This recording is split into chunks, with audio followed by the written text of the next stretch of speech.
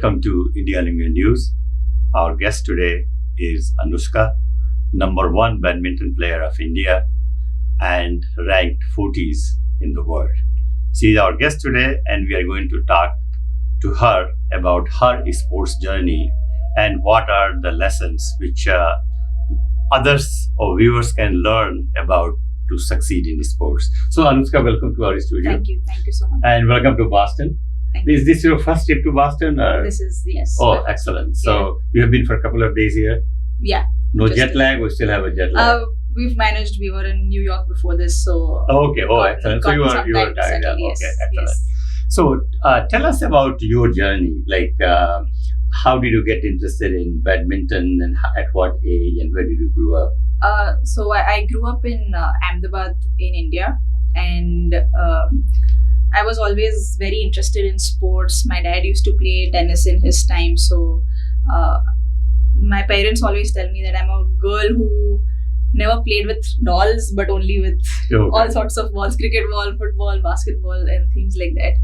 And so I was always had keen interest in sports, and that is how my parents put me into swimming class, like small kids.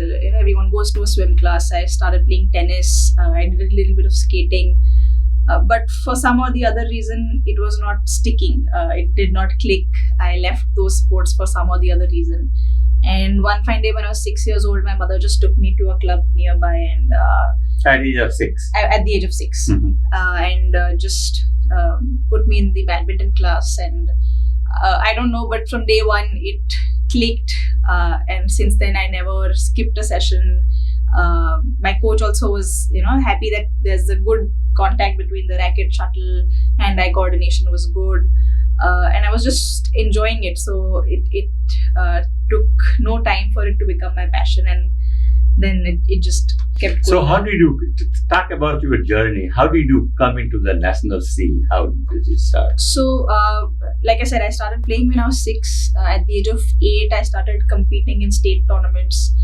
And then when I was 10 years old, my coach said I can look at national tournaments, because fortunately I was doing well from the very first tournaments that I started playing.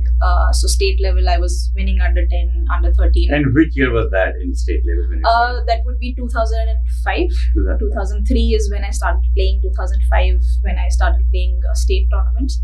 And 2007, I was 10 years old when I started the national circuit. Yeah. Okay. And then how long did you play at the national level?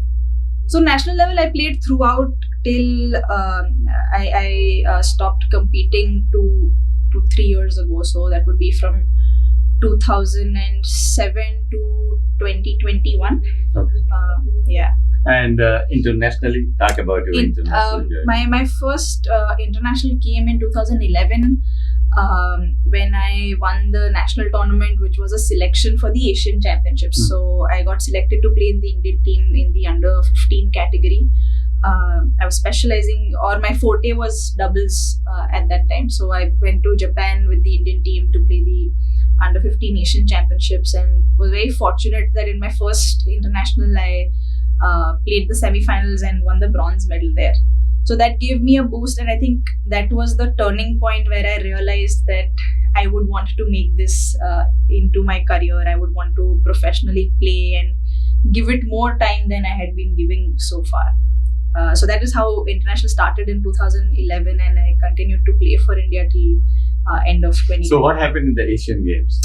What was your ranking in there? So in that Asian Championship, I won the bronze medal, which was also the first international medal for Gujarat in badminton. So no one before me had done that. Mm-hmm. So that gave me a lot of boost. I in fact lost to Yamaguchi Akane of Japan, who is now, she's won several international medals. She's been in the top 5 of the world ranking now, and has done phenomenally. So that was a great learning point, because that was the first time I got to see what it takes to be at the international level, what level the players play at, what are the various kinds of players, how they prepare, what are their routines like.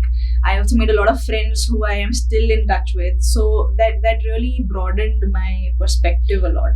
Did you participate in Olympics?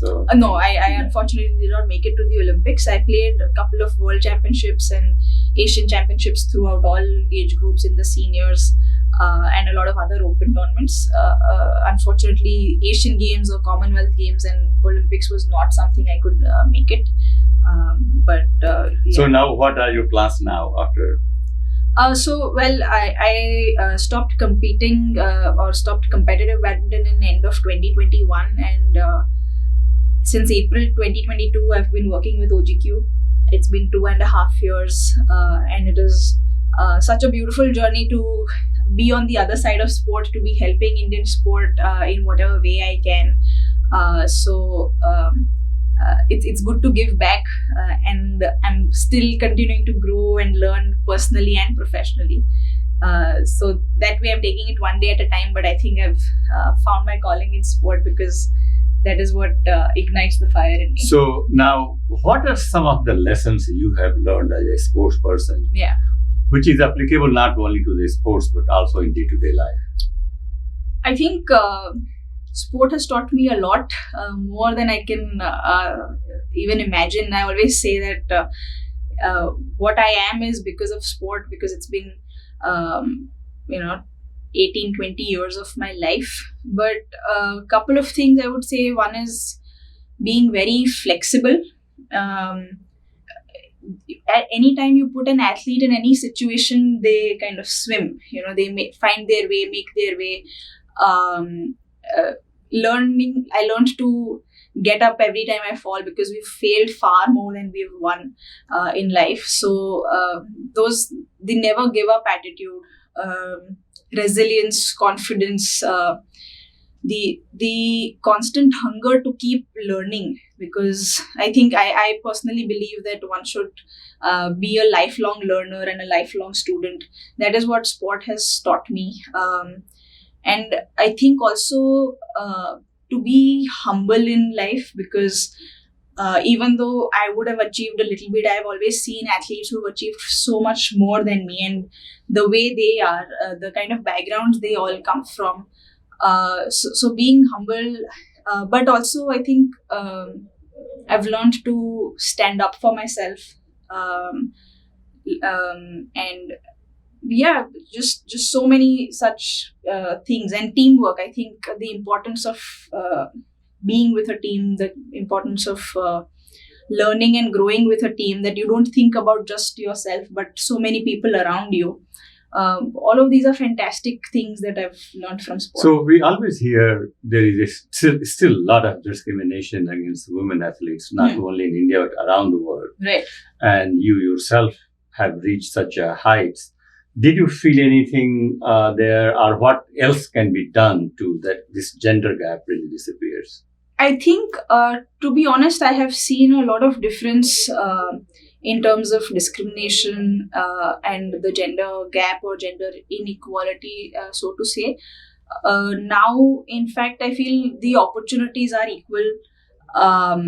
There was a time when I was a kid, growing up in my teenage, I used to see in the state and national tournaments, the prize money used to be different for boys and girls. And I personally have fought with I've not fought, but I've stood up for it with the state association several times. But that has also now changed. Like a tournament as big as Wimbledon has the same prize money for women and men winners. So I think it's changing. The perspectives have also changed a lot. But in India, if you see, especially if you look at athletes and role models, you will find far more women athletes. PV Sindhu, Saina Nehwal, Mirabai Chanu, Sania Mirza, Mithali Raj, so many of them are there. So I think that is really diminished, but we need to still change the culture in us, and how what we are taught when we are grown up, when we are growing up. I think that needs to change. Otherwise, I feel in terms of opportunities, we are almost equal. So I don't see that. Now, who are some of your favorite badminton players? some of my favorite badminton players. So, of course, I grew up watching Saina Nehwal a lot. And a lot of people used to say that my playing style when I used to play singles was very similar to hers. So, she's someone I definitely grew up watching. Carolina Marin of Spain, who's the gold medalist from Rio Olympics, she's someone I really look up to. And growing up, I'm very inspired by Prakash Padukone. I never got to see him play, but I've trained under him, and he's also the co-founder of OGQ. I've had the chance to interact with him very closely. So, as an athlete, I really look up to him as a person, as a professional, and as an athlete who's really opened doors for badminton in India. So yeah, these are some of them who. And what is your hobby in addition to playing badminton? Like, what do you do for fun? I love to read. I love to write. I'm an avid animal lover, so I love animals. Do you have pets? I unfortunately don't have any of my own, but I love pets and animals. I love to go on hikes, and trekking is something I enjoy doing. I play the piano, so I have interest in music as well. So yeah, all these different things are my hobbies. Excellent. Thank you so much, and again, welcome to Boston.